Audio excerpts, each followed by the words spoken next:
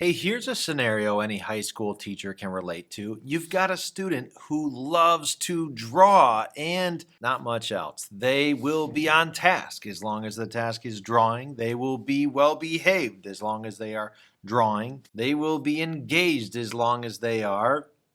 And to make it worse, when you ask them to switch from drawing to a task related to your class, they become disruptive and they tell you, all my other teachers let me draw. Why you gotta give me such a hard time? That's a dilemma we're gonna look at today. Let's get to it.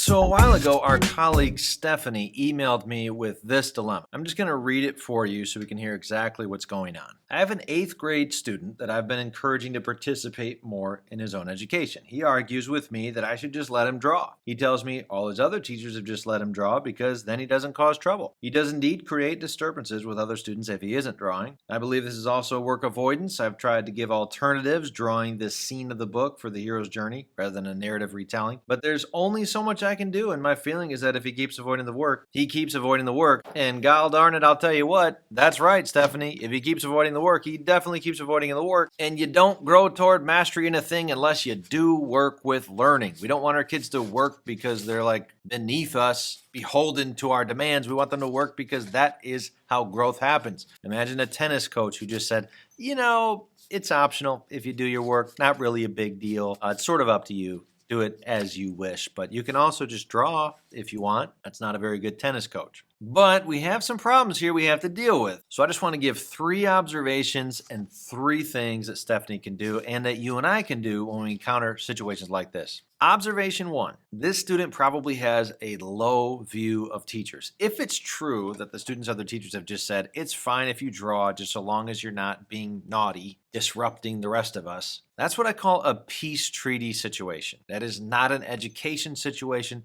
it's a peace treaty situation. I'm not going to say whether it's good or bad objectively or morally. I'll leave that up to you, but I will say it hurts your credibility because when you develop these peace treaties with students, you're saying to them, or at least implying to them, that the work of your classroom doesn't really matter. Or I'm saying I don't really think you matter because I'm not going to require you to do this work of learning. So we've definitely got a credibility issue going on here with other teachers, and that is going to affect Stephanie's credibility. It's not the top influence on her credibility, but it is an influence. Observation 2 is that this student highly values drawing, and apparently in relation to that value of drawing, learning is quite low. Now, I would argue that just about all of our students have something in their life that makes learning look like this. Even your kids that get top grades often highly value being successful in their life, going to a good college, getting a scholarship, earning a bunch of money. And compared to that, learning is very low. This is how grade mongering happens. Students who just obsess about grades and it's all about the grade, they're really not students who value learning. They value what this grade is going to do for them or what it means for them.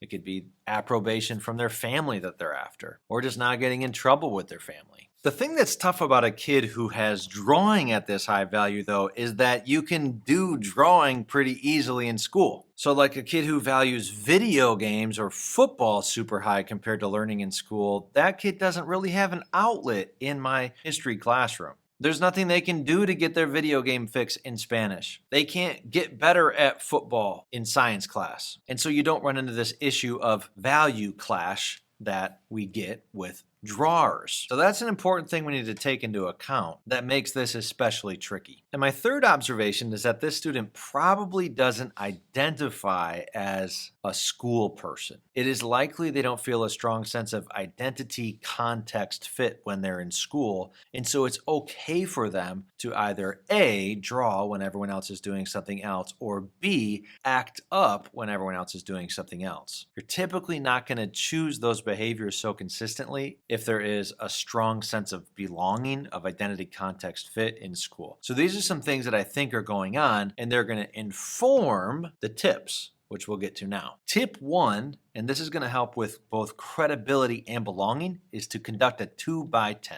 For 10 days straight, I'd advise Stephanie to take 2 minutes per day to talk with this student, pull them aside before, after class, during independent work, when everyone else is doing as they are meant to be doing, and this student is drawing, you pull them aside, and you talk to them for the 2 minutes about something non-academic. Well, Dave, what do I talk to him about? I'd begin with drawing. When did you start becoming interested in art? Are there any really cool pieces of art that you've created that you're proud of? Do you draw while you're at home? Is there an artist in your life that you really appreciate? I'd start right there. But if you want to, you can talk about something else. I'd start there because you know that they value drawing. And so now if they have 10 conversations with you day after day after day about drawing, and then whatever else your conversations yield for you in terms of knowledge about the student, they're now going to begin to associate you with this thing that they highly value. They're also going to get 10 days straight of clear signals that you care about them specifically as a person. So that's going to boost your credibility, but this association of you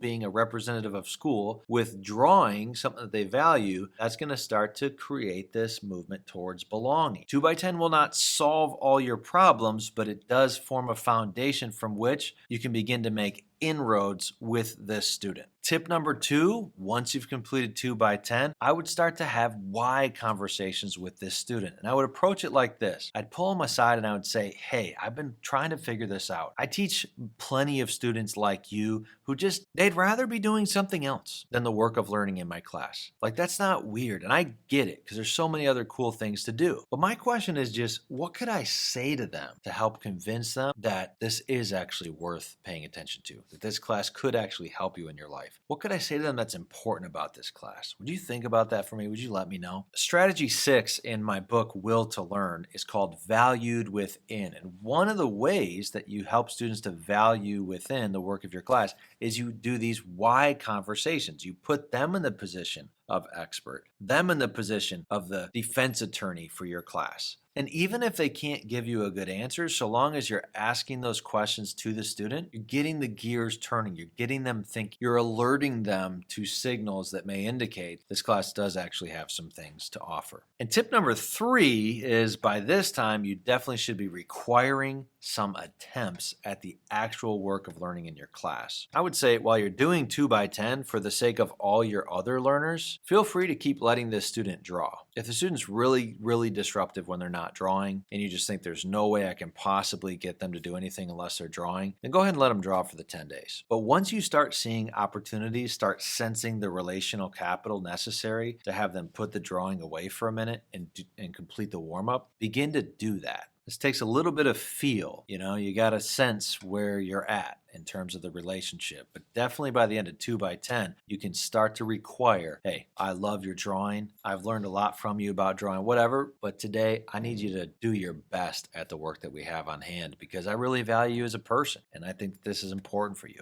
And I want you to go out and lead a flourishing life. And I believe my class is part of that. So I'm not trying to bust your chops. I'm not in any way trying to devalue drawing. I'm just trying to say, I care about you. That's why I want you to do this right now. This doesn't mean that they can never draw. I mean, it's a fine thing to offer them as a reward if they finish something early, or to do in their notes as a way to dual encode information. So that's what I would do. That's the progression that I would follow. And I've literally followed this progression with the student. I'm picturing her right now. She was totally a drawer, totally disruptive and disrespectful. Made me feel about this tall at the start of my year with her. And the 2x10 is really where things changed for me with her. So there's a link to a 2x10 video beneath this one. There's also links to my 2 books on the fundamentals of teaching and my online courses and my blog. I hope that you check those out because they've helped a lot of people, and who knows, maybe they'll help you. Take care, colleague. I'll see you next time.